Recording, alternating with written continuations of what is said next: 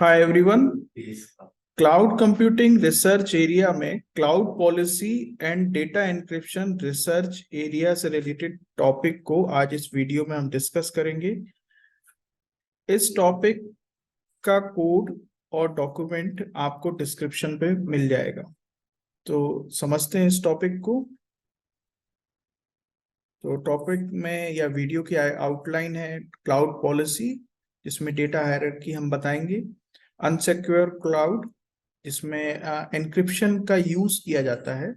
और cloud policy and data encryption models, जिसमें हमने जो दो मॉडल बनाए हैं उसमें AES एडवांस एन्क्रिप्शन सिस्टम और LZW एल्गोरिथम का यूज किया है। क्लाउड पॉलिसी की यदि हम बात करें तो इसमें रोल्स होते हैं।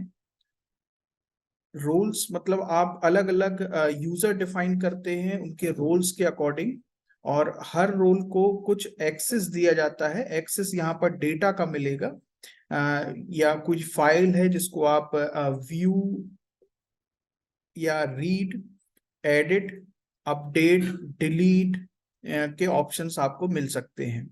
तो जो परमिशंस अलॉट की जाएंगी उन यूजर्स को उस डेटा पे, वही क्लाउड पॉलिसी में डिफाइन कर सकते हैं हम। तो इससे रिलेटेड हमने एक मॉडल डेवलप किया है। यदि हम उस एक हायरार्की समझे, ये उस मॉडल की नहीं है, ये जस्ट एग्जांपल है। जिसमें सपोज करिए एक आपके पास अकाउंट है और उसमें आपने कई सारे यूजर्स बनाए हैं। तो ये आपने रोल्स जो असाइन करने वाले हैं वो है एडमिन के, डेवलपर्स के और QA के। तो जो आपने यूजर्स बनाए हैं उनको रोल असाइन करे, और हर रोल के अपने एक लिमिट होगी किसी भी फाइल को एक्सेस, डिलीट और अपडेट करने की। इसको हम अपने नॉर्मल यदि एजुकेशन बैकग्राउंड से समझें तो आपने सपोज करिए कि एक कॉलेज है और उस कॉलेज में डायरेक्टर है, HOD है, प्रिंसिपल है और स्टाफ है, देन स्टूडेंट्स हैं। तो स्टूडेंट अपने डिपार्टमेंट से रिलेटेड फाइल को रीड कर सकता है। उस डिपार्टमेंट से रिलेटेड फाइल की यदि हायरार्की में ऊपर चलते हैं तो जो उसके टीचर्स हैं या उसकी HOD है वो उसको एडिट या अपडेट कर सकते हैं, नई फाइल डाल सकते हैं। तो ये आपने जो HOD या टीचर्स नाम के रोल को एक्सेस दिया उन फाइल को डिलीट अपडेट करने का, तो ये एक्सेस हो गया। ठीक है। और यूजर हो गए आपके स्टूडेंट, और यदि HOD का भी जो भी रोल यूज कर रहा है या प्ले कर रहा है तो वो HOD। इसी टाइप से यदि हायरार्की में ऊपर चलते हैं तो प्रिंसिपल या डायरेक्टर सभी डिपार्टमेंट की फाइल को रीड कर सकता है, या हम उसको एक्सेस की परमिशन दे सकते, अपडेट की परमिशन दे सकते हैं, डिलीट की परमिशन दे सकते हैं। तो यही पॉलिसीज डिफाइन की जाती हैं क्लाउड में, और रूल्स डिफाइन किए जाते हैं। तो अनसिक्योर क्लाउड नॉर्मली वो सिचुएशंस होती हैं जब आपका खुद का सर्वर नहीं होता और आप शेयर्ड होस्टिंग या शेयर्ड क्लाउड में काम कर रहे होते हैं, जहां दूसरे भी उसी एनवायरनमेंट का यूज करते हैं। तो उस प्रकार के वर्क में आपको शेयर्ड क्लाउड का यूज करना होता है, और वहां पर आप अपनी फाइल एन्क्रिप्शन फॉर्म में रख सकते हैं, ताकि कोई दूसरा आपकी फाइल को किसी इंट्रूडर या किसी मालवेयर के थ्रू एक्सेस ना कर पाए। ये टोटल फ्लो टाइम आपके इस मॉडल से रिलेटेड नहीं है। Cloud policy and data encryption model यदि हम बात करें तो जो हमने मॉडल बनाए हैं उसकी अब ये बात हो रही है, और यहाँ पर एडवांस एन्क्रिप्शन सिस्टम का यूज किया। तो पहले तो हमने एक पॉलिसी डिफाइन करी जिसमें ट्रस्टेड अथॉरिटी रहेगी, और वो और बना सकता है डोमेन अथॉरिटी, तो DA या डोमेन अथॉरिटी। और हर डोमेन अथॉरिटी अपने डेटा ओनर बना सकता है, और डेटा ओनर अपनी फाइल्स को क्लाउड पे रख सकता है। यहाँ डेटा ओनर भी चाहे तो अपने यूजर बना सकता है, और यूजर उन फाइल को रीड कर सकता है।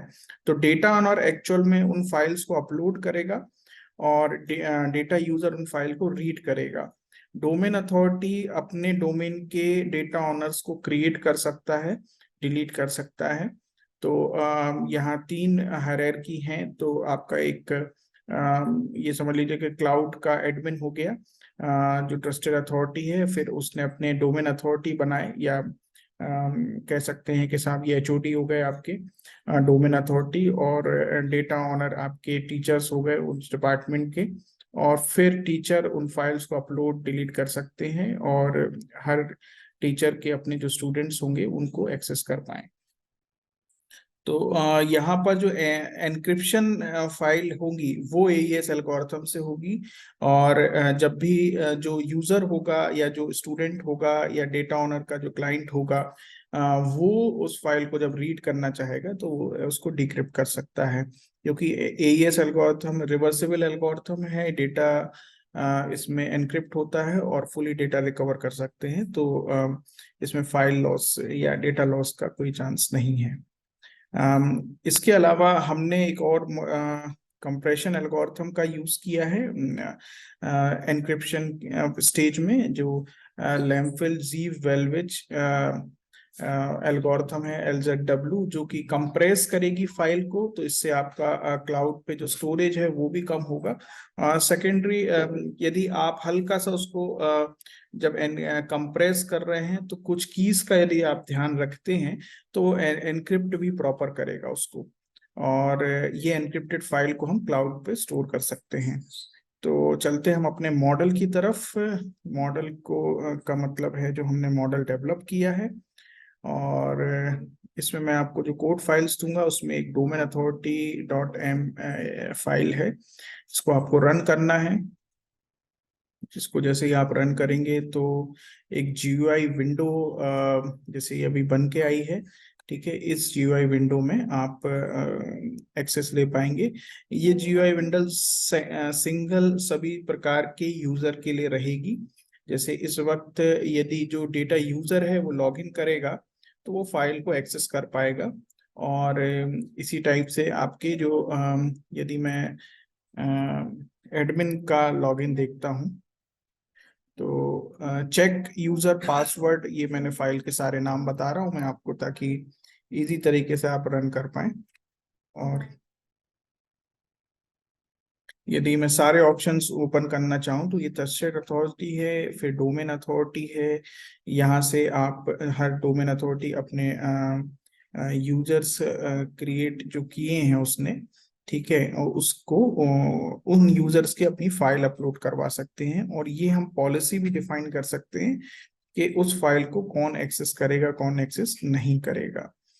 और यदि मैं थोड़ा सा यहाँ पे देखूं तो साहब इस वक्त जो है दीपक प्रज्ञा करके है, और मैं यहाँ पर एक नया डोमेन अथॉरिटी बनाता हूँ DA2, और क्रिएट पे मैं क्रिएट क्लिक कर देता हूँ। तो ये उसमें डोमेन अथॉरिटी बनाएगा। आप आपको थोड़ा सा ध्यान ये रखना है कि क्योंकि सारा डेटा एक एक्सेल में स्टोर होता है, तो उस समय एक्सेल की फाइल जो स्टोर करने वाली है वो ओपन नहीं होनी चाहिए, नहीं तो एक ही टाइम पे रीड और राइट एक्सेस नहीं होते हैं। और ये देखिए यहाँ पर ये डोमेन अथॉरिटी 2.1 बन गया। और उसके बाद यदि हम देखते हैं कि इसको यदि मैं इस डोमेन अथॉरिटी के अंडर कुछ यूजर्स बना देते हैं हम, ठीक है, तो मैंने इसमें बना दिया यूजर DA1।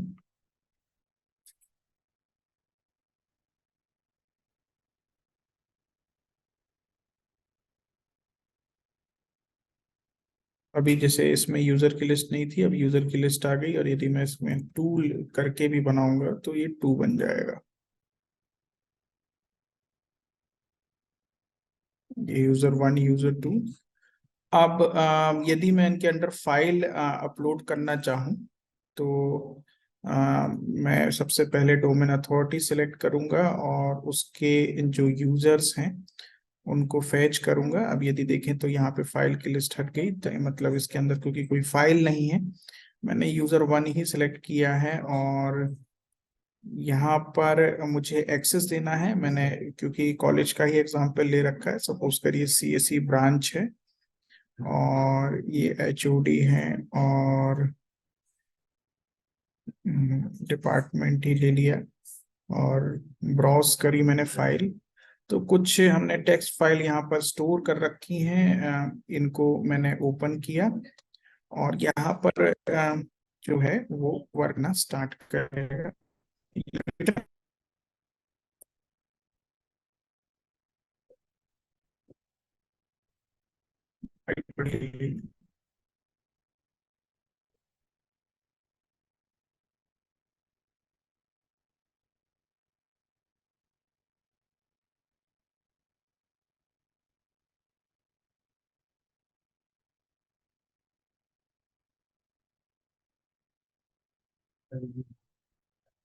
तो ये वही फाइल है जो अभी जो हमने अपलोड करी है। अब जो डेटा यूजर टू है, यदि हम इसको देखना चाहें तो इसको हम लॉग इन कर सकते हैं। ठीक है, जिससे ये, क्योंकि अभी सब कुछ ट्रस्टेड अथॉरिटी ने बनाया है। अब यदि वो चीज लॉग इन करना चाहें तो आपको एक एक्सेल की शीट ओपन करनी होगी।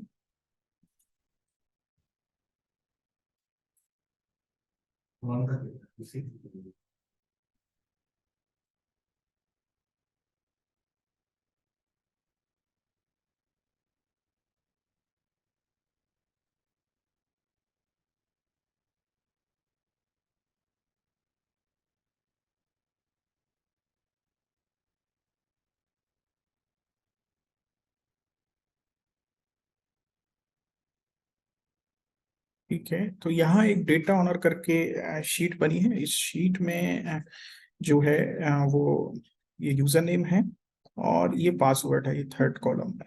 तो DA21 और 0.925825 ये इसका पासवर्ड है।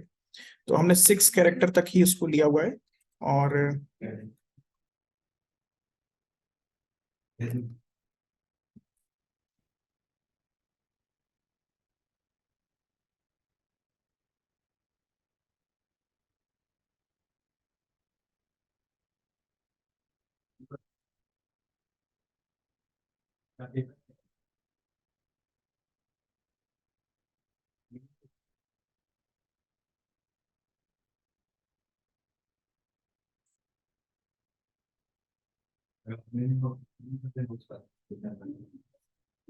ये मैंने दूसरा ओपन कर दिया इसका।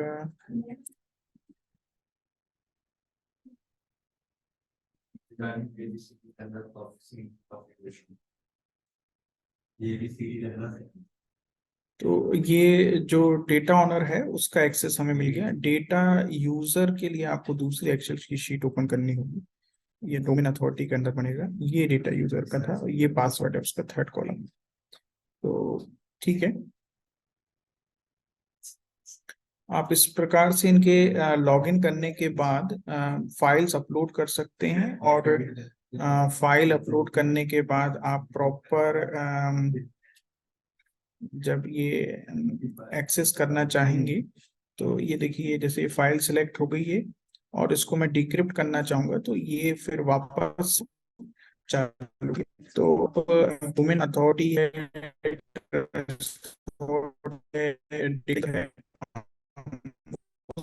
यहाँ पर अपने लॉग दिया है, आपने पहले है, सब कुछ मिला गया फाइल।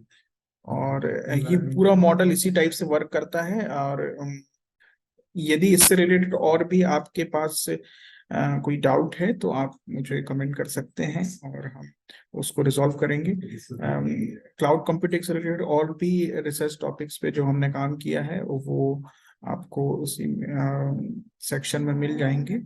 और आपको कोई दूसरे रिसर्च टॉपिक डिस्कस करने हैं तो भी आप हमसे कांटेक्ट कर सकते हैं। Thanks for watching.